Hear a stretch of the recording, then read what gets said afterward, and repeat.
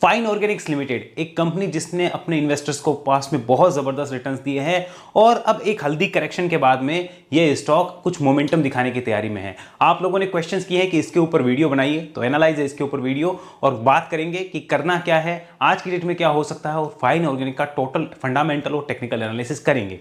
लेकिन ध्यान रखिए, किसी भी टाइप से वो बाय सेल होल्ड की रिकमेंडेशन नहीं होगी। ये सिर्फ और सिर्फ एक एजुकेशनल वीडियो है, इसे बाय सेल होल्ड की रिकमेंडेशन के तौर पे ना देखें।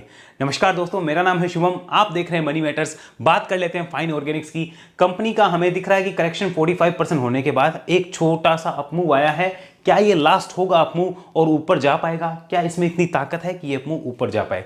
सबसे पहले इसके फंडामेंटल्स की थोड़ी जानकारी दे दूं, ज्यादा डिटेल में नहीं देखूंगा क्योंकि फंडामेंटली अच्छी ही कंपनी है और जिस टाइप का इसका बिजनेस है उसमें इसका मार्केट शेयर बहुत जबरदस्त का है। आप देख सकते हो एक सेगमेंट में 90% और एक में 40% का मार्केट शेयर कंपनी रखती है। कंपनी का जो काम है वो आपको समझ आ गया होगा कि केमिकल से रिलेटेड बिजनेस है। इस बात को समझ लीजिए कि कंपनी का बिजनेस इतना जबरदस्त है कि यहां पर नया कोई एंट्री लेना चाहे प्लेयर तो उसके लिए एंट्री बैरियर बहुत ज्यादा है। लाइक इसके जैसा कोई दूसरा प्लेयर इंडस्ट्री में नहीं है जो इस टाइप का बिजनेस कर पा रहा हो। फाइन ऑर्गेनिक का एंट्री बैरियर बहुत स्ट्रॉन्ग बनाया हुआ है, ये आप ध्यान रखिए। फंडामेंटली अगर बात करूं, स्टॉक की पी ठीक ठाक है, अपनी इंडस्ट्री के पी नीचे ट्रेड करता है। आरओसी और आरओई मुझे काफी अट्रैक्टिव लगते हैं। प्रोमोटर्स का विश्वास है कंपनी पे, कोई भी होल्डिंग नहीं बेची है, एज इट इज इंटैक्ट है। बात कर ली जाए कंपनी के पीजी रेशियो की और मार्केट कैप टू सेल्स की, तो वो भी अच्छे लगते हैं और फ्री कैश फ्लो भी कंपनी का अच्छा है।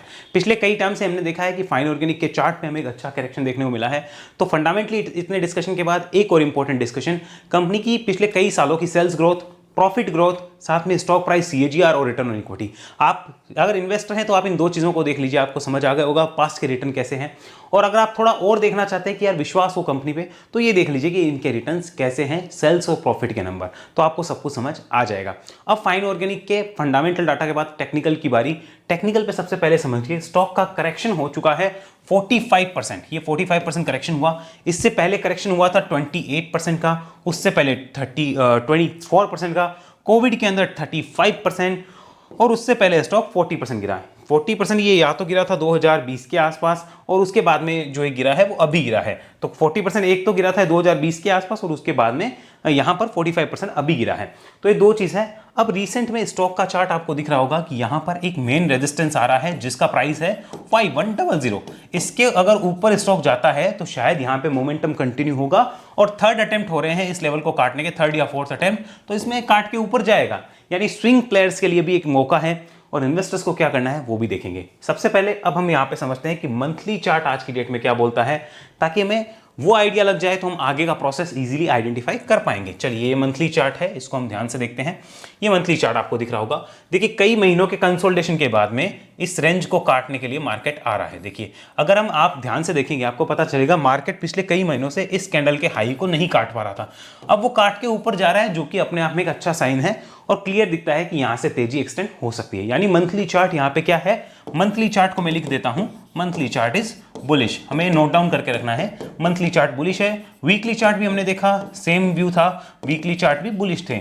अब हमें डेली चार्ट और चेक करना है, तो चलिए इसको डेली पे कन्वर्ट करते हैं।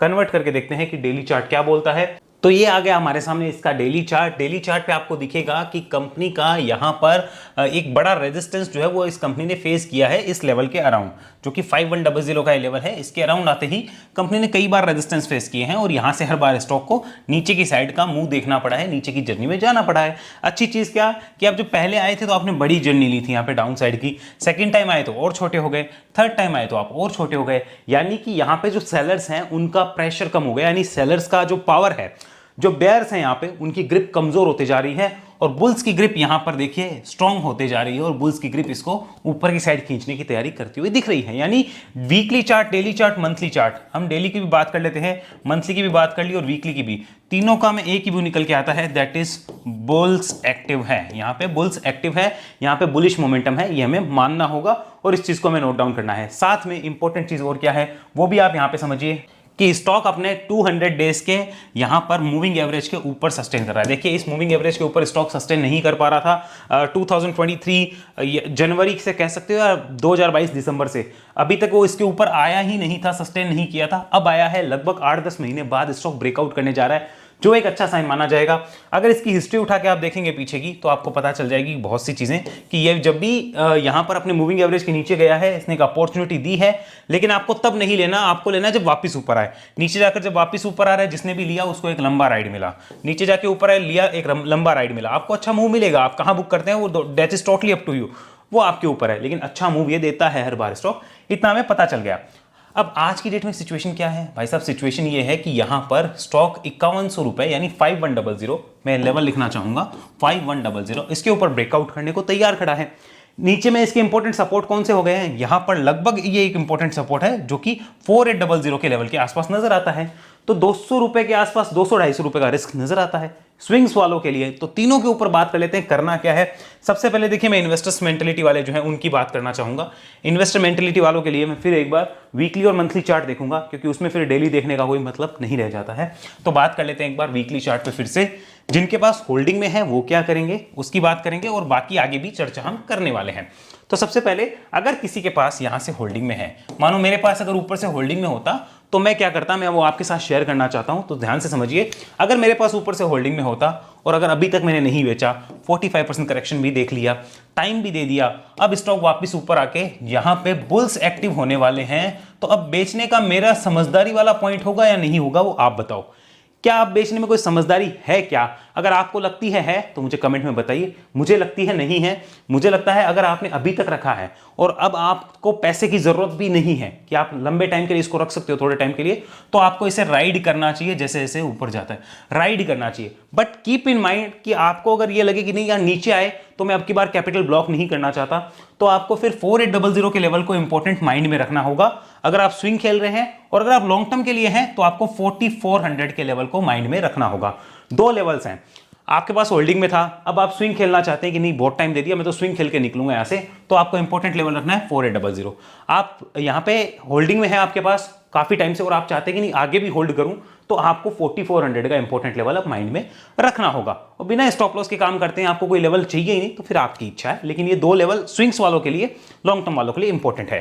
तो ये मैं पता चल गया कि अभी बेचने में फिलहाल कोई समझदारी नहीं है, रखना चाहिए और राइड करना चाहिए। राइड कैसे होता है कि मानो स्टॉक 5600 गया, इंपॉर्टेंट लेवल हमने 5200 कर दिया, 6000 गया 5600 कर दिया, फिर और ऊपर गया ऐसे कर दिया।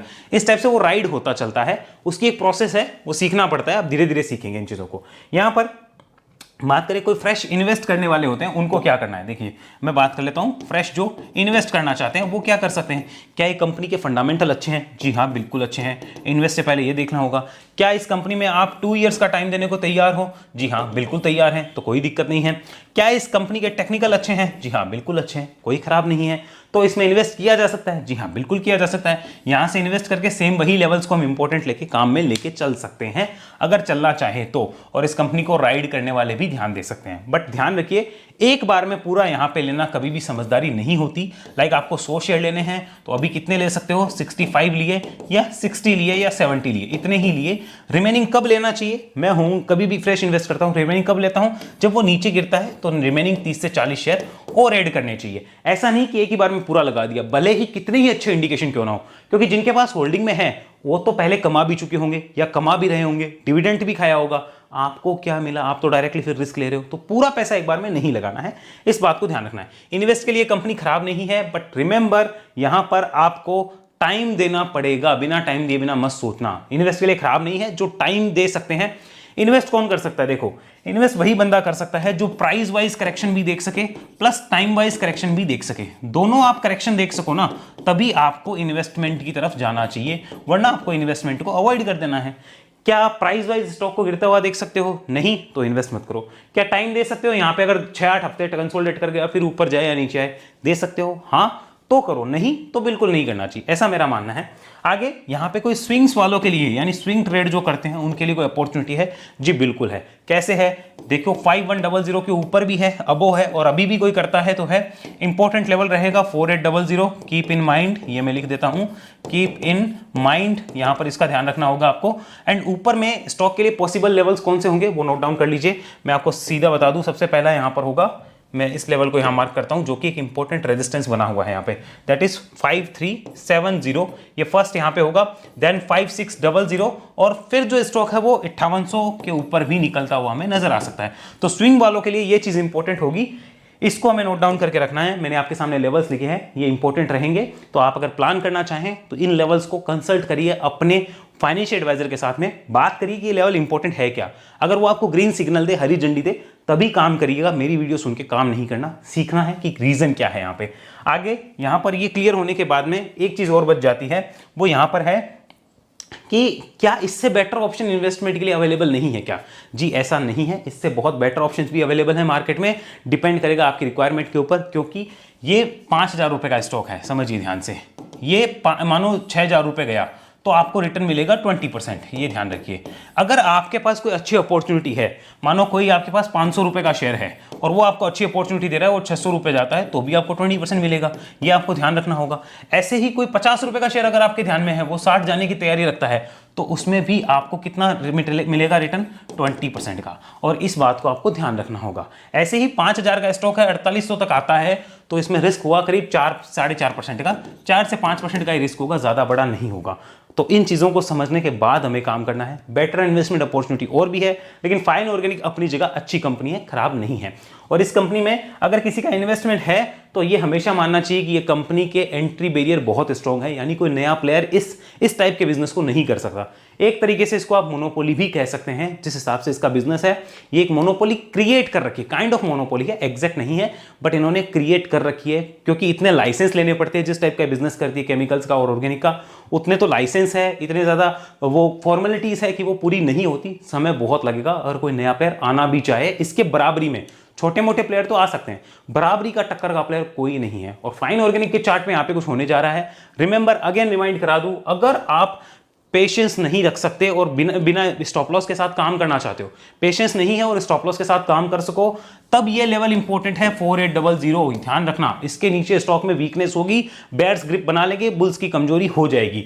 और आप स्विंग खेलना चाहो खेलो, लेकिन अगर आप कहते हो कि नहीं यार मैं स्विंग नहीं खेलना चाहता, इन्वेस्ट करना चाहता हूं, तो कीप इन माइंड स्टॉक हो सकता है 5600 रुपए जाके वापस यहां पर 5000 आए, फिर यहां से वापस ऊपर जाएगा 6000, फिर 5600 आ सकता है या 5000 आ सकता है। क्या वो आप में है झेलने की कैपेसिटी? या फिर एक तरीका जो मैं हमेशा आपको कहता हूं कि क्यों ना एक काम किया जाए, यहां पे आपने लिया स्टॉक 6000 7000 रुपए, जो भी आपका एक टारगेट है वहां गया, वहां पे आपने 50% क्वांटिटी बेची, तो आपने 5000 पे कोई चीज ली और मानो वो आपने यहां पर बेची 6500 पे, आपने 6500 पे बेची, 5000 पे ली थी, तो आपने आधी बेची, तो आपकी कॉस्ट 1500 पॉइंट से कम हो जाएगी। यानी आपकी रिमेनिंग क्वांटिटी की कॉस्ट हो गई 50% क्वांटिटी की कॉस्ट हो गई आपकी 3500 रुपये।